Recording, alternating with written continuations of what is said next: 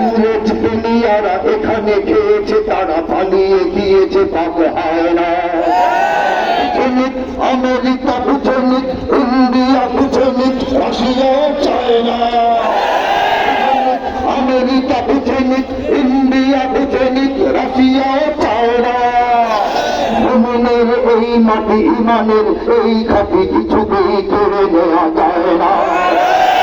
মুমিনের এই মাটি ইমানের এই ঘাটি কিছুতেই কেড়ে নেওয়া যায় না। সাহাবায়ে কেরামের আগমনে এই দেশ হাজার বছর আগে ধন্য।